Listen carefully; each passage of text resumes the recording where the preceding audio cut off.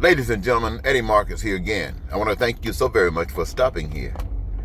And I hope you get something from the message that I bring. Today I was awakened and I heard some news about some of the cutbacks or some of the handicaps that we are having in relationship to some of those things that we as human beings require and are essential for our survival. And one of the things that were mentioned was cancer. They were saying they were roughly behind a couple of $100 million available to do research for cancer. And that really caught me, ladies and gentlemen, because it's another sign of how unimportant and how ignorant, for lack of a better word, that the American people are. And I know it's all a program. You weren't born this way. It's just the way it is now. And it's a very difficult time to get people to understand that these things do not have to exist. But I'd like to take another shot at it. Ladies and gentlemen, I Googled it, and close to over 500,000 people. I think they said 606,500 and something. So I say over 500,000 people every year. In 2 years, you got 1 million people. 4 years, you got 2 million people. 6 years, you got 3 million people that die from cancer. And if you ever have anybody in your family that died from cancer, you know that's not a game. That's nothing you play with. Nobody wants to die from cancer because it can bring with it some excruciating suffering. Very, very excruciating. And you would think that if there's anything that anybody could do about that to eliminate any of that pain and suffering, that if they had any kind of humanity about them, they would do that. And if for people who suffer these things, who better could you have to represent you and as humanity to deal with this particular situation, especially, my friends, when the money that is being used, they usually come out of your pocket. But when that money comes out of your pocket, it's not sufficient enough. When the taxation that is being implied through whatever political force, when these things, my friends, fail, sense, thinking, logic, reasoning suggests that we should try something else. And we should seek to try that which deals with finding a cure for cancer. Not even worried about saving lives, just finding a cure, finding something to get rid of cancer. That should be one of the primary concerns of medical research, getting rid of cancer, not trying to create a living being, not trying to clone, but trying to keep what you got.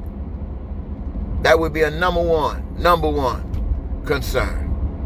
But ladies and gentlemen, if evil is rampant, evil is not concerned about your relatives or you. Dying is dying. You're gonna die from something, so if you're gonna die from cancer, it's all right. I mean, well, if money's to be made by you dying of cancer, then definitely it's all right.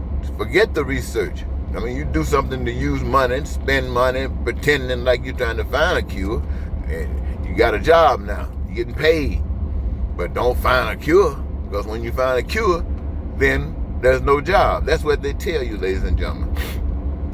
So, I say that it is sickified for anybody to allow this year alone over 500,000 people to die from cancer, and the excuse is we don't have enough money to do the research. Ladies and gentlemen of America, your life is implied here. Your life, your children's lives, your parents' lives, your friends, your co-workers, your church membership, everybody's life is caught in this grip. You might not die from cancer, but you might.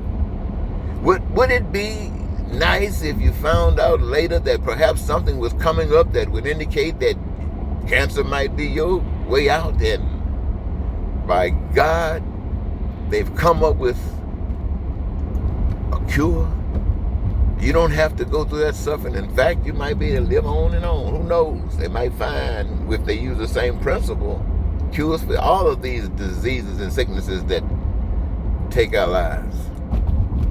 Wouldn't that be magnificent? And you know what? The will was there. The will to live.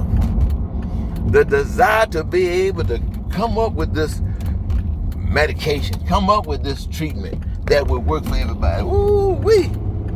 You might get a Nobel Prize because money ain't your concern. Your concern is a cure. And now because you got a cure, your parents, your children, your friends, everybody that you know and that you do not know stands a chance of surviving and living beyond cancer. Now, that's an expression of compassion. That's an expression of empathy. That's an expression of sympathy. That's an expression of love. I'm telling you, that's what that is. That is what I would call a just humanity. That is justice. That is God. Now the money that was there preventing it, that's evil. We call that the devil or Satan. The people who advocate private enterprise because this is money and this is what I call evil because it prevents people from the benefit thereof. This is the devil, or this is what you call Satan. And so, since we have this thing happening in America, it is another indication, a very strong indication, as you have been told by so many, Elijah Muhammad, Malcolm X, I think Farrakhan says it as well, maybe not like those other guys, Dr. Martin Luther King. I mean, so many people who have given their lives. Let me think about the people who on the battlefield, who took the lives of other people, who ended up coming back with a missing limb or coming back with in a box. People who gave their lives, who took lives, standing up for you and I to always have a certain measure of stuff, always have a certain measure of stuff, only to find out now that we have submitted ourselves and subjected ourselves to the most evil thing that we know in America, Donald Trump and his Godism. I want to thank you, ladies and gentlemen, for giving me this your time. Once again, this is Eddie Marcus saying goodbye. Hello? Wear a face mask over your mouth and nose. Hello?